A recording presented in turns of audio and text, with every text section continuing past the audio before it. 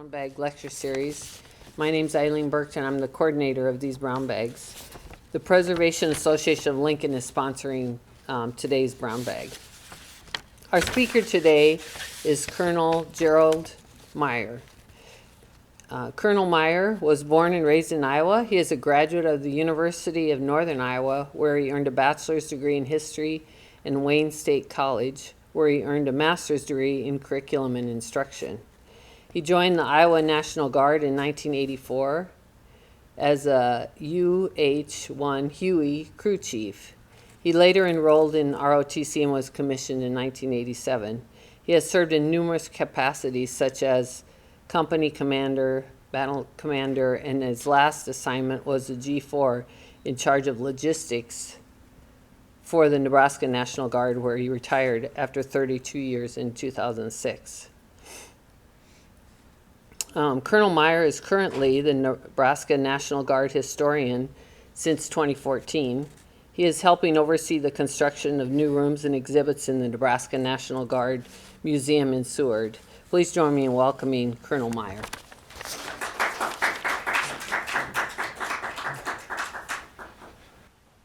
Thank you, Eileen, for that nice introduction. As I was coming over here today, our topic today is going to be on Operation Snowbound, the historic blizzard of 1948 and 49. And you'll notice some similarities when I start talking about the buildup for the blizzard was very much like the weather today. So I don't want to be a prognosticator of what your winter is going to look like, but as I was driving around, I go, man, as I was rereading my notes, I go, it's kind of like that back in 1948. So we'll start off with an agenda here. So these are the items that I'll follow, and then we'll give some time at the end for questions and answers. But we definitely need to talk about the Nebraska National Guard after World War II. We need to talk about what happened during the war, because it kind of leads to what it was like to rebuild those forces after the war. And then we'll talk about the blizzards, and notice that's plural. It's not just one big one. There were three major ones that happened in 48 and 49 that we want to kind of build this up to. And then Operation Snowbound, which is the Nebraska National Guard's and active duty's response to the historic blizzard. We'll talk about air and ground operations. And then I'll talk about the museum. We actually have an artifact from 1948-49 called the Weasel, and we'll talk about the exhibit that's going to be dedicated here next month in December of 2024. And then we'll talk about the legacy of Operation Snowbound, because there is a legacy.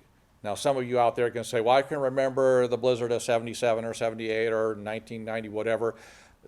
They're not in comparison to this one. So we want to kind of put it in a kind of case to understand is this blizzard was historic in every way. I'll be using two books here, and I can quote out of some of them here, but this is a great one.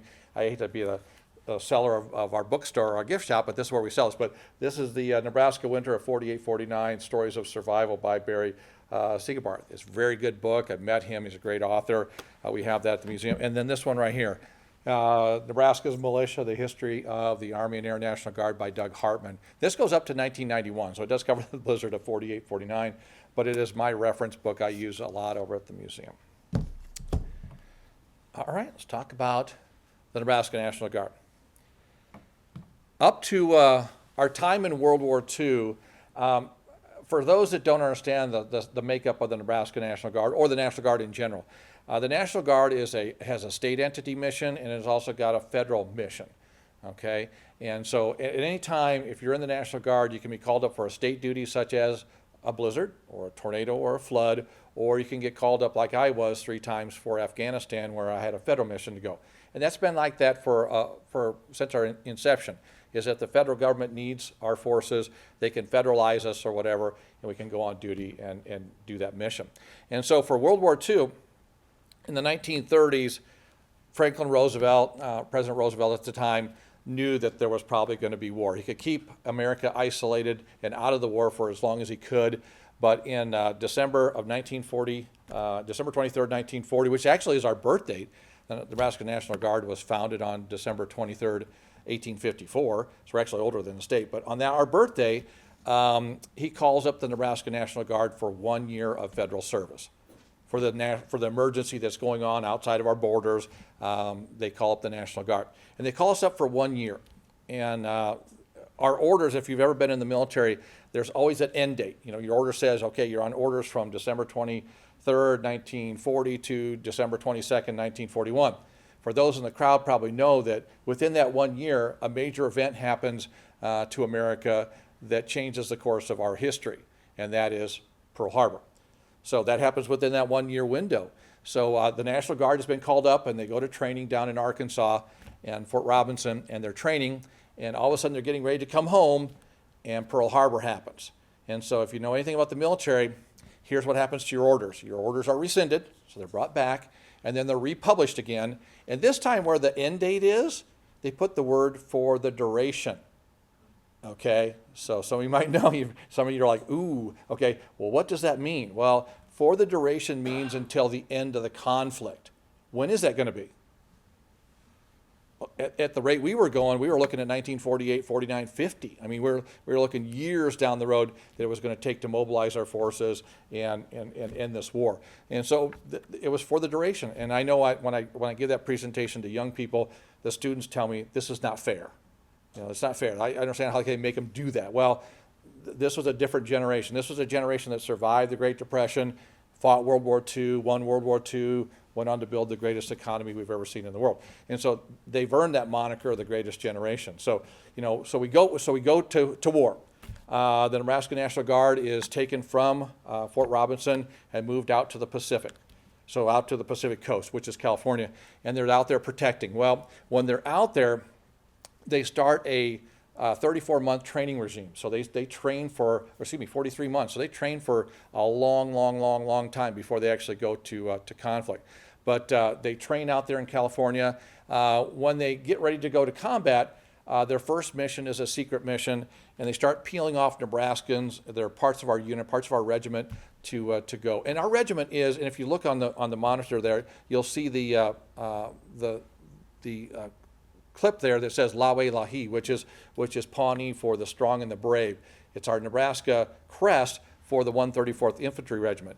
And so when we go out to the West Coast there, they start to peel away some of our regiment to go on a secret mission. And the secret mission is to a place called the Aleutians.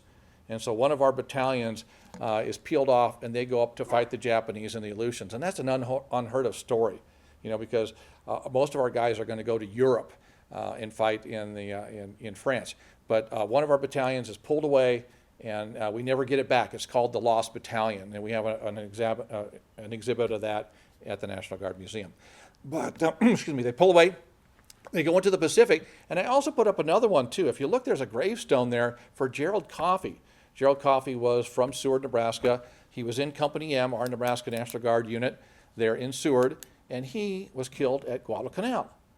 So we not only took a whole unit to go to the Aleutians, but we also took about 250 of our soldiers to go fight in the Pacific at places like New Caledonia, Guadalcanal, places like that. So if you look at our streamers for the Nebraska National Guard, you'll see Saint-Lô, France, and places like that you know in Europe, Bastogne, but then you'll also see the Aleutians. So the National Guard in World War II was pulled in all directions, and they fought in all the many theaters of the war. So we fought in the Pacific, but most of the time we fought, most of the regiment, the 134th. Now that's the 134th Infantry Regiment. It's also all the quartermaster. Now quartermaster would be your drivers, your transporters, your logistics people, and then of course the medical units. So the whole Nebraska National Guard unit participated in World War II somewhere.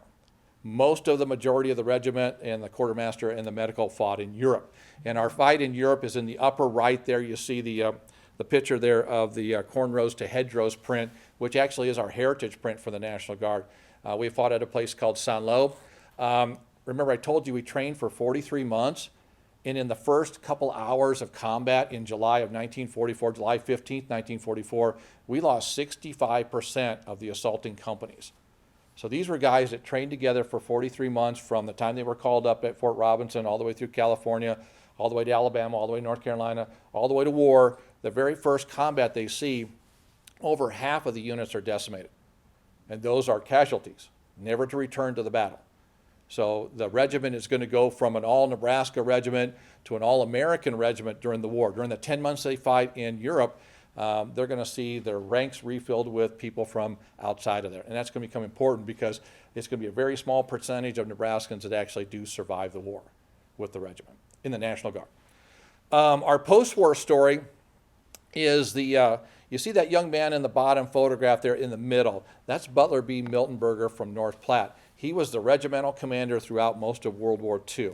So he was there when we took him on duty, took him to California, took him to France, fought throughout France. Near the end of the war in Europe, he was pulled aside by General Eisenhower to be on his staff. But the most important thing was he was such a good commander that Harry Truman said, I want to make you our first Chief of National Guard Bureau. So he's our highest ranking National Guard officer in the National Guard was Butler Miltonberger. He was our first one. So in 1946 and 1947, he served as the first. The other guy you see in the bottom right, that is Francis Greenleaf. Francis Greenleaf was probably one of our toughest fighters. He fought as a lieutenant and a captain during the war. He rose to the rank of general during his time in the Guard. He is going to be instrumental in rebuilding our forces after World War II. So the state of Nebraska, I would say between the period of 1946, 47, and 48, we started to rebuild our forces just in time for this historic blizzard that we're going to see. And it's not easy. Now, can you imagine you've trained for 43 months, you've fought for 10 months, you've lost a lot of your best friends, and now when you get back, you go on leave, you restart your business. You've been gone for, over 5 years of your life. To restart your business and to say, hey, would you join the National Guard again? It's a hard sell. It's a hard sell. But we did. So hundreds of these veterans that did survive combat in World War II did go on to rebuild the National Guard in 1946, right after the war. But it was a tough sell. Okay, let's talk about what you were here to see, which is the blizzard. And I want to start off with, it's a series of blizzards here. And I want to start off with the first thing is, there's a chapter in this book in the winter of 48, 49. It talks about no one sees it coming. It's kind of a good lead in here, so I want to read a little bit about this one. No one saw it coming. During a very mild fall and winter season in the state of Nebraska, nothing led anyone to suspect the upcoming onslaught of severe weather during the winter of 48 and 49. Just like I said when I was driving over here, the conditions that we see today were very similar to what we saw in November of 1948. What made this winter so devastating, in addition to the heavy snowfall, was this: the primitive state of science of weather forecasting compared to the computerized, mega data-driven methods employed today. There's no satellites, there's no weather radars, there's no supercomputers. They are only getting phone calls from people down in Oklahoma saying, hey, there's a big storm coming. Yeah, whatever, whatever. And so, that's really kind of how they forecasted back in the day. But again, I kind of think, and I like what they said about weather forecasters here, because I got some friends at 10-11 I always poke fun at, Ken Shimmick and those guys. In fact, there was a strong prejudice against meteorologists who even attempted to predict weather patterns more than a week in advance. It was a practice considered akin to fortune telling. And I do that with Ken a lot whenever I go in the studio. I say, I don't know if you got that forecast right or not. But back then, take a look at this one.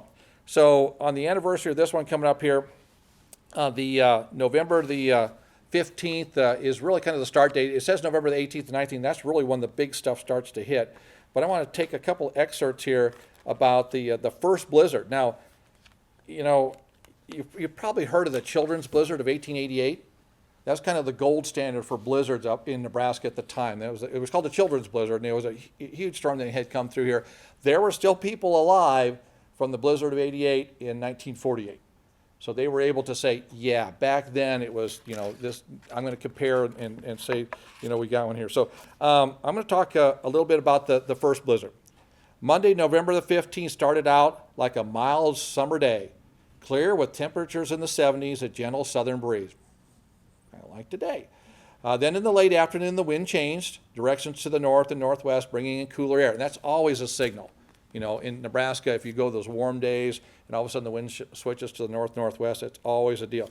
It says by daybreak of the next morning, the rain had intensified into a torrent and a much stronger wind gust, driving it diagonally on its way to the ground. After sunset, the rain turned to sleet and ice, which is always our favorite. After midnight on Wednesday, the ice storm exploded into full-scale blizzard, complete with all the trappings of a Midwest snowstorm. Heavy snowfall, zero visibility, near hurricane force, and deadly wind chills. And that's just the first blizzard. So if you look at the first blizzard, try this. Like I said, it starts off with 70 degrees and sunny.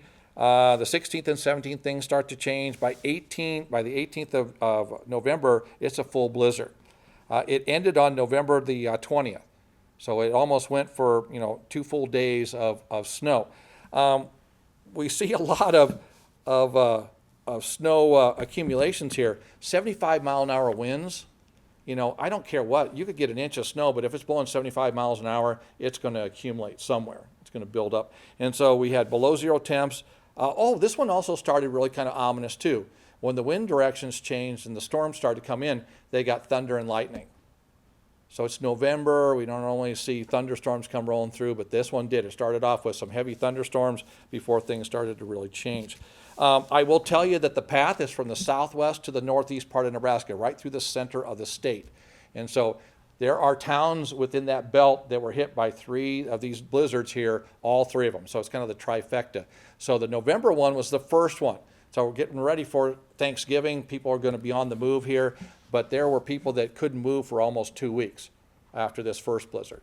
And we see some of the effects of it. Those photographs I'm going to talk about in a little bit because that's the second and third blizzard here. But the November blizzard really had it said, when the snow mercifully ended on Saturday, November the 20th, the region tallied up the damages. Probably the worst November snowstorm the state had experienced. Remember that. Probably the worst they thought in history was that first one in November of 1948. We had lake effect snows, which we don't normally see here. Lake effect snows are created by large bodies of water, while the Missouri River started causing some of that into Iowa. So that's something you normally don't see out here in the Midwest. So there was a harbinger of things to come that people started to say, you know what, that was a really bad blizzard. And recollect back to 1888, they thought that was the worst before that. I want to read this part. It says, in an ironic twist of technological fate, rural farmhouses that still did not have electrical service, remember REA hadn't gotten to everybody in Nebraska, even in normal times in good weather, had the enviable luck of being able to stay warm with coal and wood stoves, while some of their city neighbors, dependent on electric furnaces, suffered the cold and suffered the hardest. So we had this happen during the Great Depression too, that the farmers had the means to survive where the people that were in town didn't have it so much. But like I said, rural electricity was not brought to everybody in Nebraska by 1948, 1949, which happened to help the farmers more than anything. Christmas, 1948. So we go forward a little bit. So they dig out from the first blizzard in November, and we start to get near the end of the year. So it's about Christmas time, and we start to see a little bit of a change here. The Christmas blizzard, I'll go turn on this one right here. The Christmas blizzard starts off with this. The citizens of Nebraska were hoping this unusually severe November blizzard was just an aberration. You got to admire Nebraskans. We're always positive. That had to have been the worst. A freak tantrum of nature and not a bad omen of what may lay ahead. Mercifully, more conventional weather arrived just in time for Thanksgiving weekend in early December, which allowed people to travel to get to their family get-togethers. Shortly thereafter, however, winter reared its ugly head again across the Cornhusker State. Within a couple of weeks of unsettled weather, high windstorms in the Panhandle around December 19th and 20th produced dust clouds very similar to the Dust Bowl of the 1930s. So again, can you imagine back then not having the ability to predict what's coming, and all of a sudden you see those Dust Bowl clouds again, you're like, oh man, what is going on here? But this is kind of the harbinger of the blizzard of the Christmas blizzard. Another blizzard on December 28th followed almost the exact same path as the storm in November. So that blizzard that went around Christmas time there followed the same path of the one previous to. It started down in Texas and Oklahoma and worked its way right southwest to northeast across the state of Nebraska. Chadron, I think one of the quote totals was one of the snowstorms had 40-some inches of snow. Now, 40-some inches of snow blowing at 75 miles an hour, the drifts on average around that area were 20 to 30 to 40 feet high. So, you take a 14-foot ceiling and times it by 3, yeah, that's a lot of snow. And that's where you kind of see the photographs that you see on the screen there. I don't know what the average height of a telephone pole is, but kids, you say telephone pole, what are you talking about? In the age of cell phones, but our telephone wires there, that's a good 20, 30-foot pole, and the guy is standing right next to it. Take a look at the snow plow, the train plow that's right below there. That's a 30, 40-foot drift and a cut. Try pushing snow that has been frozen in layers each time using a traditional plow like they did back in the day. And then the last blizzard, probably one of the biggest ones, is the New Year's Day blizzard of 1949. So you had a bad blizzard that they thought was the worst, right around, just before Thanksgiving. Then they had a Christmas one, and now you've got the New Year's Day one, which is 1949, which lasted a full 3 days. So this one, it said it started as a massive low-pressure system in Colorado, moves easterly to Oklahoma, and then took a sharp turn northwards through Kansas, Nebraska, and the Dakotas. Almost hurricane-like in its force, size, and intensity, the storm pulled massive amounts of moisture in from the Gulf Coast and collided with an equally massive Arctic cold front from Canada. These two immovable forces stalled over the upper Midwest, producing a blizzard unequaled by any in Nebraska history, even the children's blizzard of 1888. So the anomaly with the New Year's Day 1949 blizzard is it stalled. And if you look at it, there were people that said, in the eye of the storm, it was calm like a hurricane. That is the best example of describing the hurricane style of this thing as it rotated around. But a lot of places got the dump of snow, the dump of snow, the dump of snow. You just kept dumping snow in the same spot. Average wind speeds around 50 miles an hour. Now, this is the average. On a day, for 3 days straight, the average winds were at 50 miles an hour. Upward gusts of 70 to 80 miles an hour. They piled up drifts as tall as 20, 30, 40 feet, nearly burying farmhouses in a snowy tomb. That one right there was the one that people said, if you remember anything about this time period, the New Year's Day one of 1949 was probably your biggest one. I had some of the ones on here. By the January 24th one, we had another one then that had hit eastern Nebraska, so now the whole state is blanketed. The January 24th blizzard is important because now what we've got is the federal government involved, and they've made 66 of our 93 counties disaster areas. So by the latter part of January, you've got people that have been locked in their homes for weeks on end and not been rescued yet. 2/3 of our state was in a disaster zone. Late February and March then of 1949, what's going to happen? It's going to start to melt.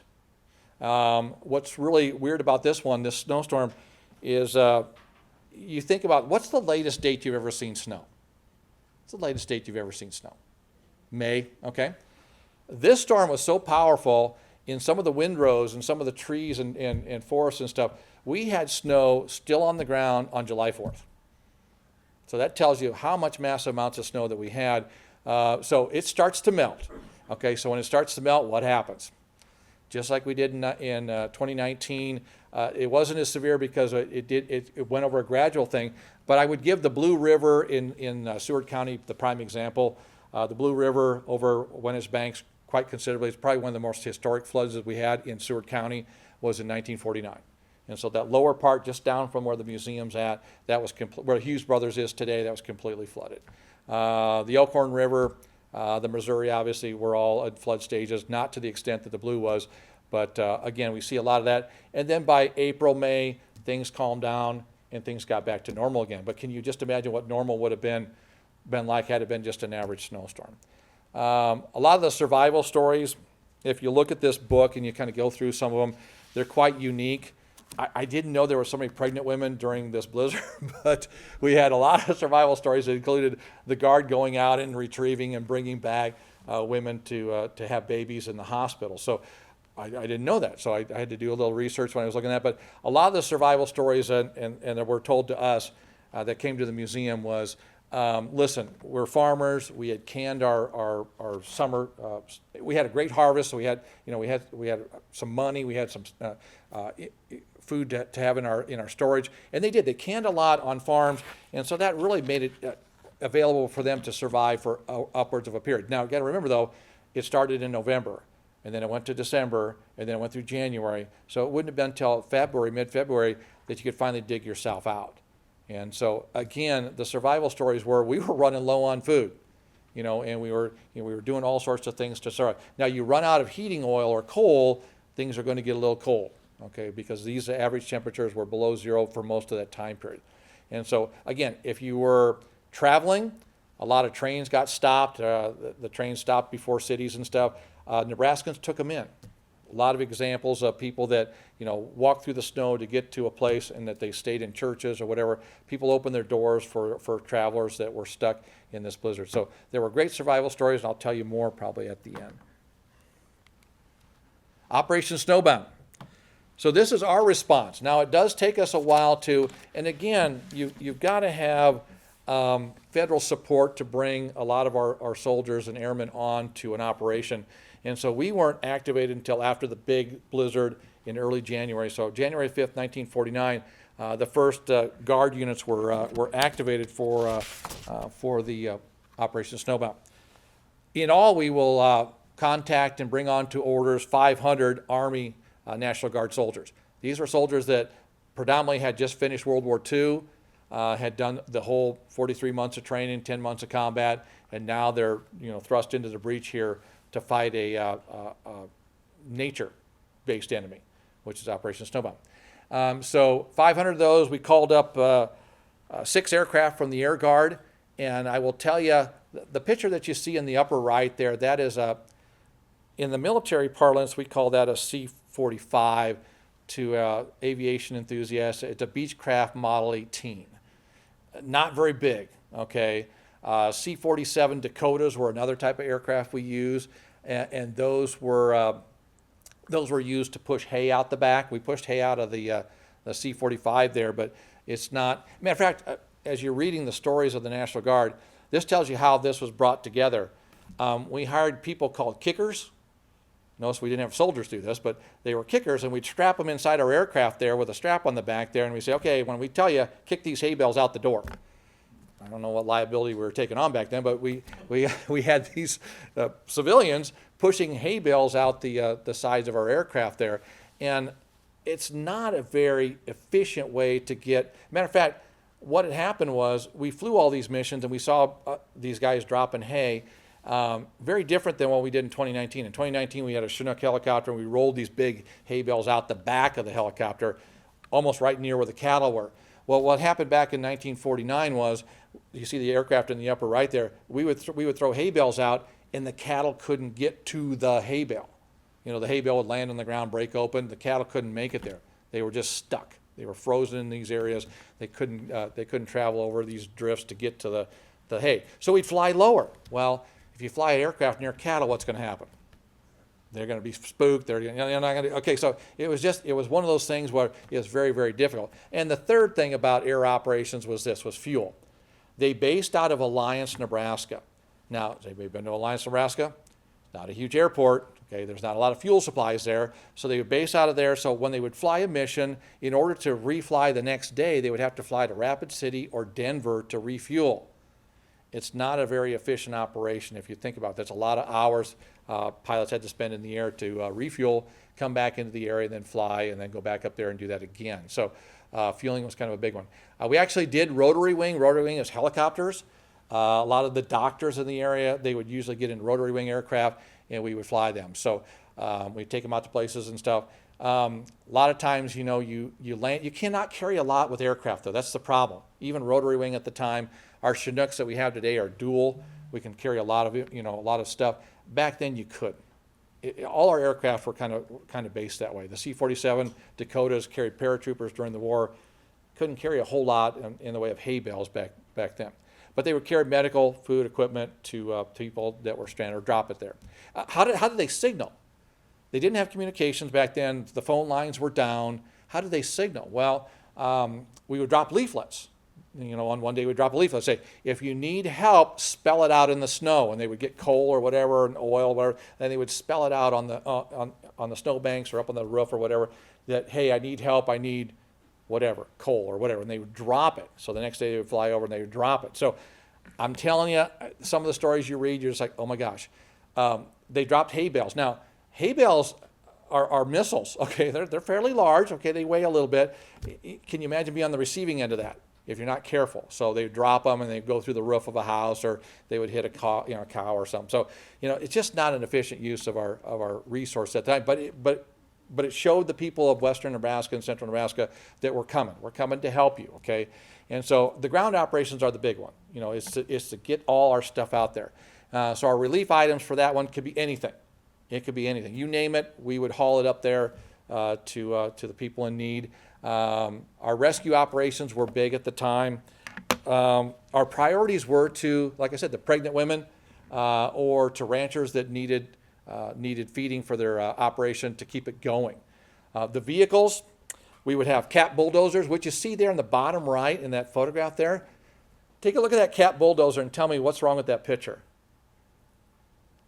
Would you get on a cat bulldozer, it's -10 out, and you're going to go move snow? What's wrong with the picture?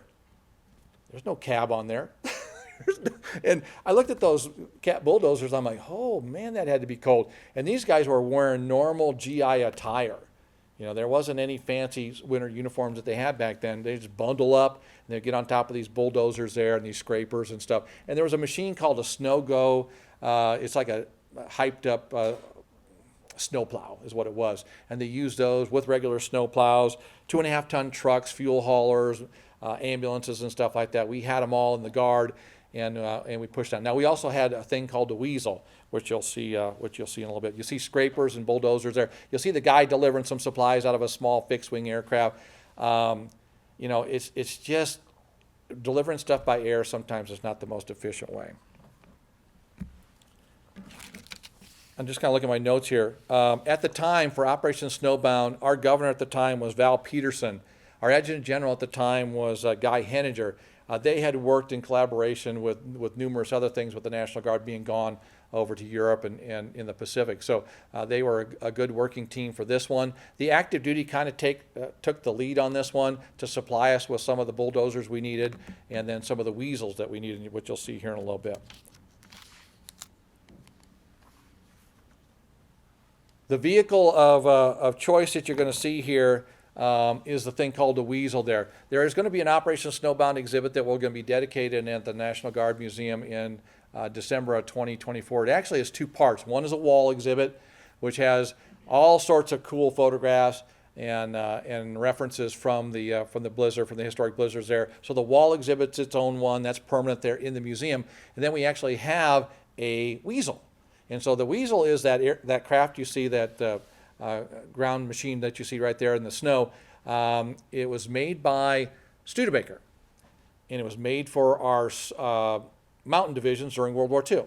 Some of them wanted to be shipped to Norway. Most of them went to Italy. Some went to the Pacific because they could go through sand and snow, and mud, whatever you name it. But it actually became the workhorse of Operation Snowbound. You can't underestimate the importance of this vehicle. When you have drifts that are 20, 30, 40 feet deep, you cannot run a D8 dozer into that. It just sinks. It goes into the snowbank, and you don't see the guy anymore, okay? So this one is a very lightweight, little boxy thing. It's got big rubber tracks. Some of you may have seen these on the snow slopes out in Colorado, but this is an original ones that were made in 1944 and 45 for World War II. The active duty had a lot of them, and we took about 100 and some of them here into Nebraska to utilize for rescue. And this was the only vehicle that could go up and over the snowbanks in order to get out there. And people could listen to it. Most Army vehicles are extremely loud, okay? If you've ever been around Army vehicles, I'm telling you, you get 10% from the VA, because if you're around any vehicles in the military, you can't hear. The Weasel is different. It's a Studebaker Champion motor. It's an inline 6, very quiet. So people would hear this little purring thing like a cat going up and over the drifts and stuff, and here they were. They would tow sleds behind them with all sorts of supplies. They would fill the back up with stuff. They put stretchers in there, and like I said, they'd find the pregnant woman, put her on a stretcher, put her in the back there, and take her away. And so this was without a doubt, the savior of the mission of Operation Snowbound. I can't underestimate how important it was. Matter of fact, some of the things from this book here talks about the Weasel, probably better than I do. Try this one. Choose to start with the worst counties first, using many Army Weasels to reach places with bulldozers and other heavy equipment could not get through. The Weasel, according to some, was the key to recovery in Nebraska. It was a Jeep-like body and used tank tracks instead of rubber tires. It could have an open cab, which ours did, kind of like that. It just has a canvas top on it. Yet the tank tracks provided the needed traction across the icy terrain. The unit was lightweight enough to be able to travel across high snowdrifts without falling through. They were indispensable in reaching people in snow-locked areas and getting them much-needed supplies. The provisions given to families by Red Cross includes items such as sugar, flour, salt, butter, oatmeal, lard, need that for bacon, coffee, bacon, beans, and soap. They were brought to farmhouses in these things right here.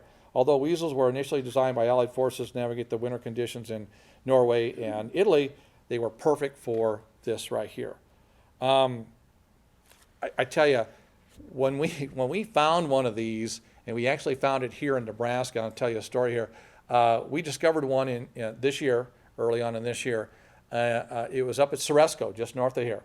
And you'll see the photograph there, the young guy with the bib overalls there. That's Dennis Johnson. He's got quite a collection of antique stuff there in Ceresco. And his cousin lives in Seward, and she told me one day, she goes, I think Dennis has got a Weasel in his collection. And I said, no, he doesn't.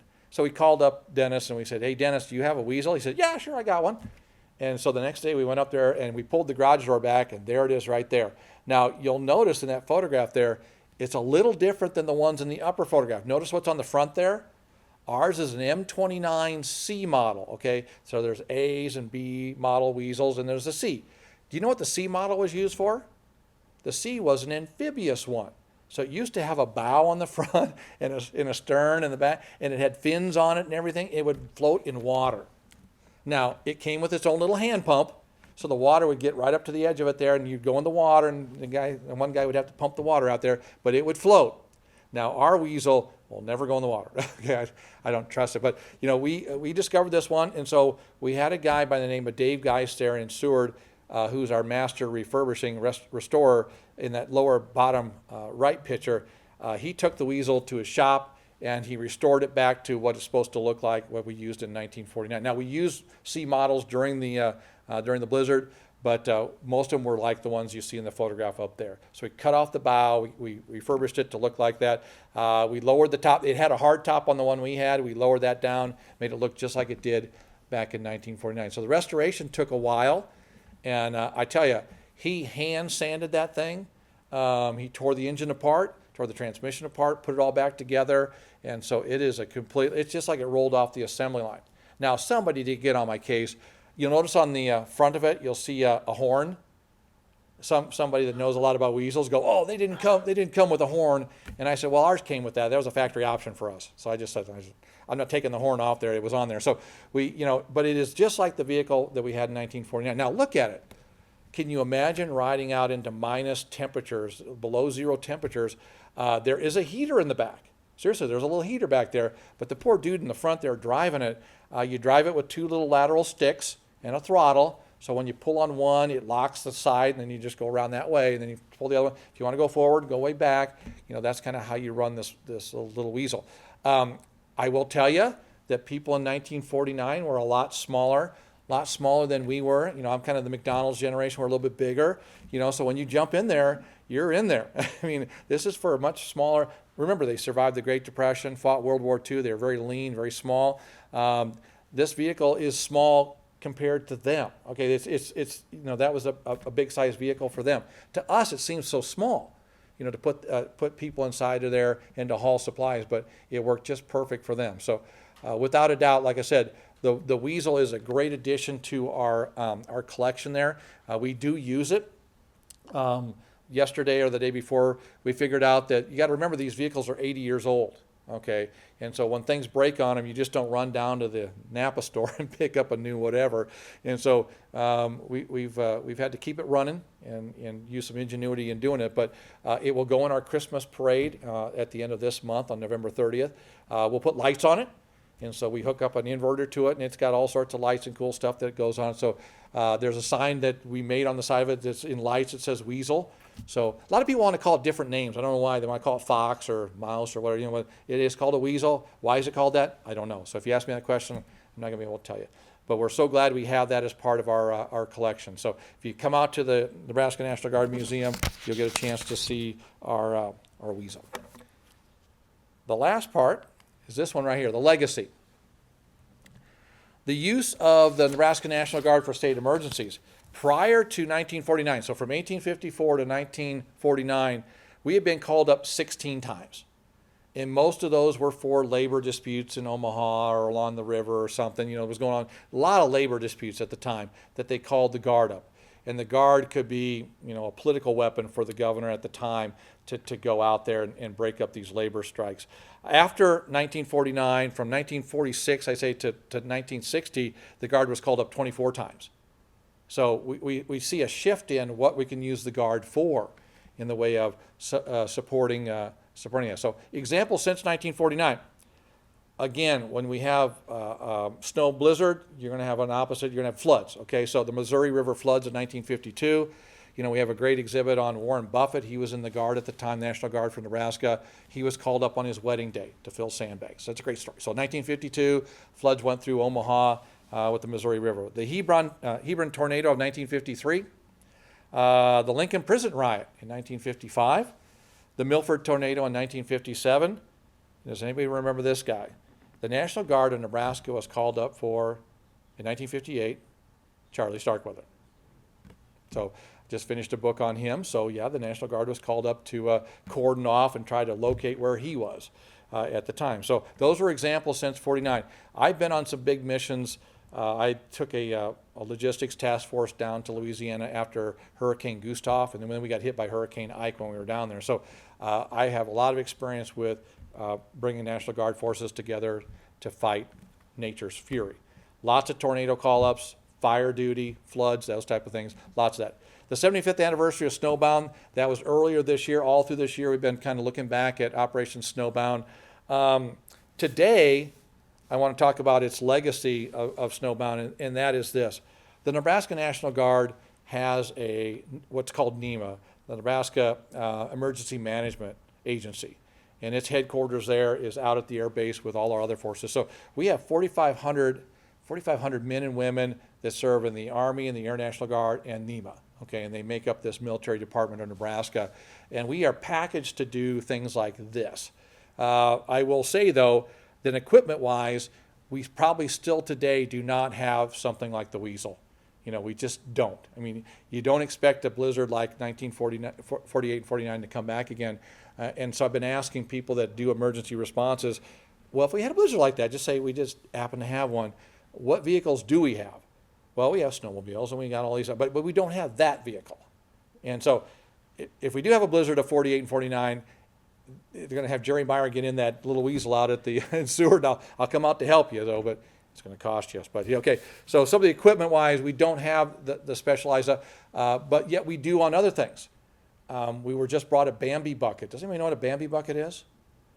We've had all these forest fires. You see those helicopters going over, and they got an orange bucket below there. They're called a Bambi bucket, and they're filled up with water, and they dump. So we have one of those on display. And so, you know, the National Guard has gotten really good at specializing our equipment to go after a lot of these disasters and things like that. One of the things I noted on the way over here that's kind of a legacy of Operation Snowbound, not only the National Guard, but for our Department of Roads. You know why a lot of the problems with those drifts and the roads and stuff during 1948 and 49 was they were built at grade or below grade. Okay, what does that mean? At grade means it's flat with the field next to it, or below grade. Well, what's going to happen when you have all that snow blowing? You're going to fill it in. So have you ever noticed in Nebraska that our roads are built up a little bit, and then you have the ditches on each side? That was a legacy of 1949. A lot of the roads had to be redone and built up a little bit higher with a crown on it to keep away snow from blowing up. Communications. Now we've got weather satellites. Now Brad and all those guys at 1011 could do a better job of forecasting. Okay, so we have satellites that can kind of show you what's coming. Communications. You know, that was one of the things that was big that the military brought to the fight, was our ability to hook up communications so people could talk and be able to put the resources where they needed to be. And the last thing I want to talk about is that military-civilian relationship. The National Guard has always been citizen soldiers and airmen. Okay, these are your neighbors. We're coming to help you. And so when we asked for people to kick kick hay bales out of the back of a plane, there were 6 dudes that said, "I'll do it." And that's a Nebraska thing, okay? But again, the military's always been there for you, and I think the legacy of Snowbound is we'll always be there. We're always ready, always there is our motto in the Nebraska National Guard. So that really concludes my portion of this one. I do have, if you have any questions, I'd like to take them if you wouldn't mind asking. Yes, ma'am. So members of the Nebraska National Guard, are they state of Nebraska employees in some way? No, they're on what's called title. She asked the question as the Nebraska National Guard today. So my daughter just joined the Air National Guard. Okay, she is a college student. She's going to her master's program later on when she gets back from basic training. So she is on what's called Title 32 orders. So it's a federal service, but she's working for the state of Nebraska. When you're called up for this thing, you work for the state of Nebraska or you work for the federal government. You have just 2 choices there. Depends on what status you're in.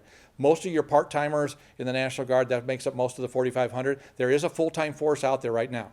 They're called AGR, Active Guard and Reserve. They're your full-time people that man the air base and man these units and stuff like that. They are a small contingent of our overall force. But they're paid for by either federal funds and state funds. So it's a kind of trust me, even though I've lived it for 32 years in the military, the Guard has always been a different animal than most. We have the National Guard and we have the Reserve. You've heard of the Reserves before? Those are strictly federal. Okay, the National Guard is both state and federal. We're a little different. A little different. Yes, ma'am. So were other states in the Midwest, were the Great Plains affected by these blizzards, and then did they have similar call-outs of their Guard units? Yes. So she asked about different other states. So again, you had Oklahoma, mostly tornado damage down there. Kansas, kind of half and half, tornado/blizzard. Colorado, Wyoming, South Dakota got whacked. Parts of Minnesota did too. So yeah, you're right. It was a fairly long. Operation Snowbound was a very big piece, and we played we just happened to be the bullseye. We happened to be right in the middle of that thing. Good question. Thank you.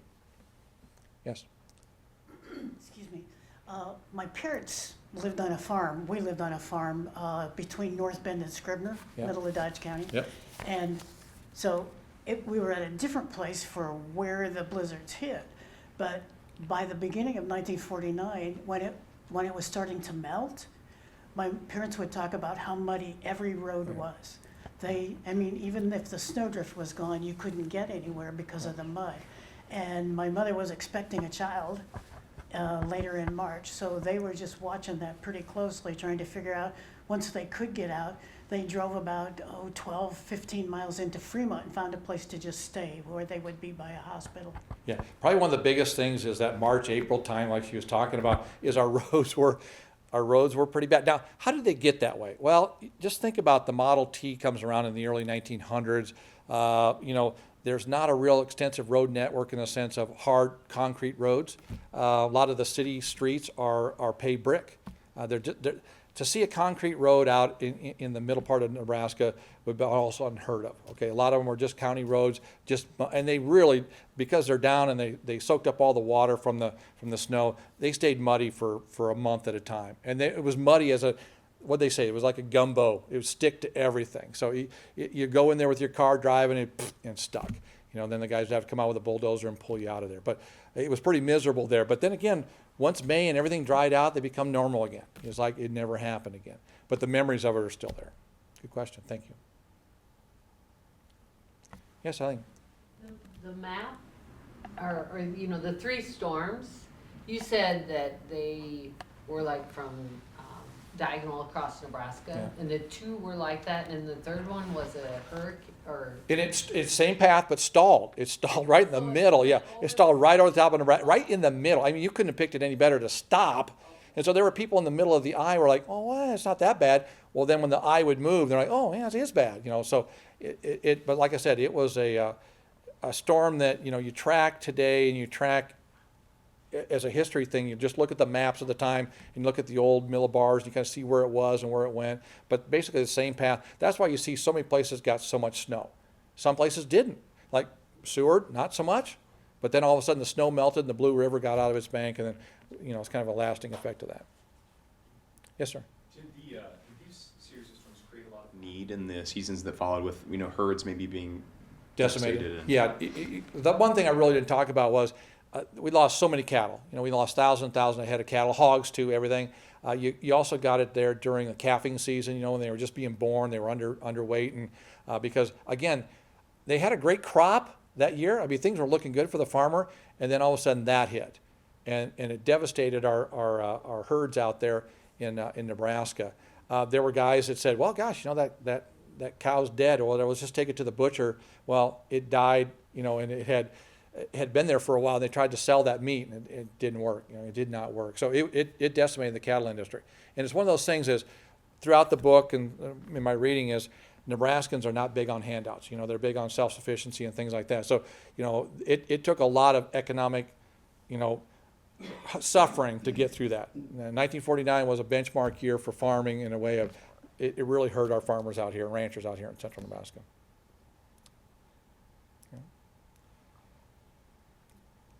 Well, I guess I want to close with that. I want to thank you again, Eileen. Thank you for having me out here. I really, really appreciate it, sir. And thanks for coming.